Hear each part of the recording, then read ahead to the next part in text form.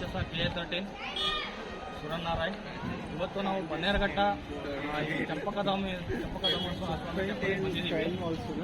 ಬನ್ನಿ ಎಕ್ಸ್ಪ್ಲೋರ್ ಮಾಡೋಣ. ದೇವಸ್ಥಾನದ ಇತಿಹಾಸ ಮತ್ತು ಇದರ ಹಿನ್ನೆಲೆ ಇದು ಎಲ್ಲಿ ಬರುತ್ತೆ ಎಲ್ಲ ನಾನು ಹೇಳ್ತೀನಿ. ಬನ್ನಿ ಹೋಗೋಣ.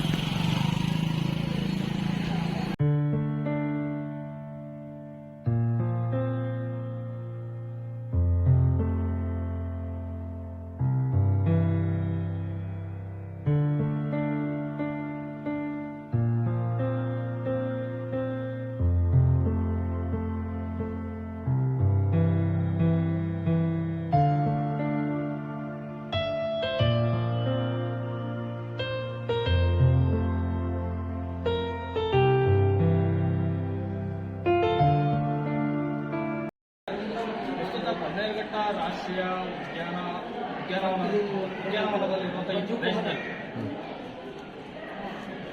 ಇದು ಮೊದಲು ಚಂಪಕ ವೃಕ್ಷಗಳಿಂದ ತುಂಬಿತ್ತು. ಸೊ ಇದನ್ನ ಚಂಪಕಾರಣ್ಯ ಅಂತ ಅನ್ನುವಂಥ ಒಂದು ಹೆಸರಿಂದ ಇದನ್ನ ಕರೀತಾರೆ. ಸೊ ಕಾರಣ ಏನು ಅಂತಂದ್ರೆ ಈ ಚಂಪಕಾರಣ್ಯದಲ್ಲಿ ಮೊದಲು ಚಂಪಕ ವೃಕ್ಷಗಳು ಬಹಳ ಇತ್ತು ಅಂತ, ಮತ್ತು ಇದು ಋಷಿಗಳ ತಪೋವನ ಕೂಡ ಆಗಿತ್ತು. ಸೊ ತ್ರೇತಾಯುಗದಲ್ಲಿ ಪುರಾಣಗಳಲ್ಲಿ ಇರೋ ತರಹ ತ್ರೇತಾಯುಗದಲ್ಲಿ ಇಲ್ಲಿ ಶ್ರೀರಾಮನ ದೇವಸ್ಥಾನ, ದ್ವಾಪರದಲ್ಲಿ ಶ್ರೀಕೃಷ್ಣನ ದೇವಸ್ಥಾನ ಇತ್ತು ಅನ್ನೋ ಒಂದು ಹಿನ್ನೆಲೆ ಇದೆ. ಪ್ರಸ್ತುತ ಈ ಕಲಿಯುಗದಲ್ಲಿ ಭಗವಾನ್ ಶ್ರೀ ನಾರಾಯಣರ ಅಂಶವಾದಂಥ ಚಂಪಕತಮ ಸ್ವಾಮಿ ಇಲ್ಲಿ ನೆಲೆಸಿದ್ದಾರೆ. ಸೊ ಈ ಒಂದು ದೇವಾಲಯದ ಶೈಲಿ ಬಂದು ದ್ರಾವಿಡ ಶೈಲಿಯಲ್ಲಿದೆ. ಸೊ ಕ್ರಿಸ್ತಶಕ 1012ನೇ ಶತಮಾನದಲ್ಲಿ 1257ರಲ್ಲಿ ಇದು ಹೊಯ್ಸಳರ ಆಳ್ವಿಕೆಯಲ್ಲಿ ಇದ್ದಂಥ ಸಂದರ್ಭದಲ್ಲಿ ಈ ದೇವಸ್ಥಾನನ ಜೀರ್ಣೋದ್ಧಾರ ಮಾಡಿದ್ದಾರೆ ಅಂತ ಅನ್ನೋ ಒಂದು ಹಿನ್ನೆಲೆ ಇದೆ. ಇದು ಬಂದು ಪಾಂಡವರ ಕಾಲದಲ್ಲಿ ಇದನ್ನ ನಿರ್ಮಿಸಿದ್ದಾರೆ ಅಂತ ಹೇಳ್ಬಿಟ್ಟು ಪುರಾಣಗಳಲ್ಲಿದೆ. ಸೊ ಈ ದೇವಸ್ಥಾನದ ಹಿಂಭಾಗದಲ್ಲಿ ಒಂದು ಕಲ್ಯಾಣಿ ಇದೆ, ಒಂದು ರಹಸ್ಯ ಕಲ್ಯಾಣಿ ಇದೆ.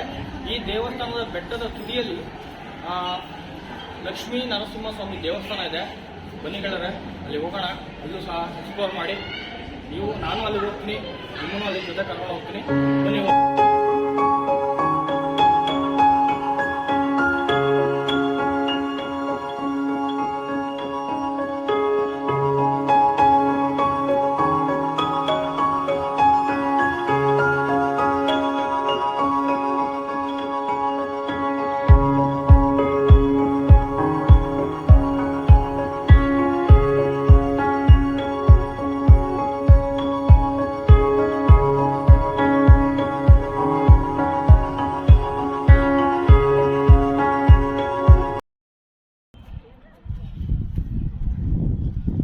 ಸ್ನೇಹಿತರೆ, ನಾನಾಗಲೇ ನಿಮಗೆ ಹೇಳಿದ್ದೆ, ದೇವಸ್ಥಾನದ ಹಿಂಭಾಗದಲ್ಲಿ ಒಂದು ಬೆಟ್ಟ ಇದೆ. ಆ ಬೆಟ್ಟದ ತುದಿಯಲ್ಲಿ ಲಕ್ಷ್ಮೀ ನರಸಿಂಹಸ್ವಾಮಿ ದೇವಸ್ಥಾನ ಇದೆ ಅಂತ ಹೇಳಿದೆ ನಾನು ನಿಮಗೆ.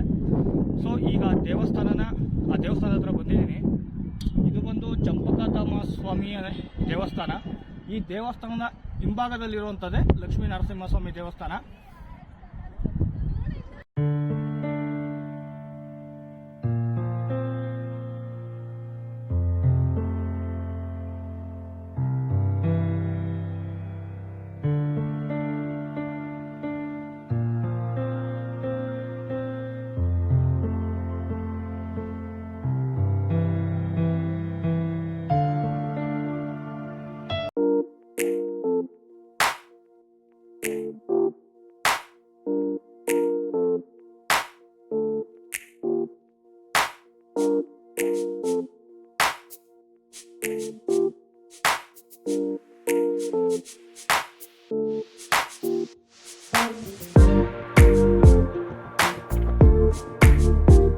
ಸ್ನೇಹಿತರೆ, ನಾನಿವತ್ತು ಬನ್ನೇರಘಟ್ಟಕ್ಕೆ ಬಂದಿದ್ದೆ.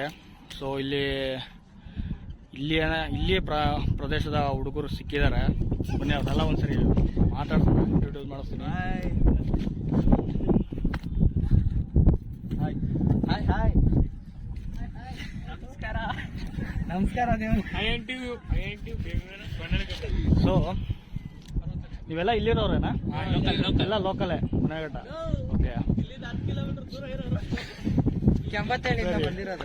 ನಂದೊಂದು ಯೂಟ್ಯೂಬ್ ಚಾನಲ್ ಇದೆ, ರೈಡರ್ ರಾಕ್ಷಸ KA13 ಅಂತ. ಸೊ ಸಬ್ಸ್ಕ್ರೈಬ್ ಮಾಡಿ, ಸಪೋರ್ಟ್ ಮಾಡಿ. ಓಕೆ, ಇವಾಗ ಮಾಡ್ತೀನಿ. ರೈಡರ್ ರಾಕ್ಷಸ KA 13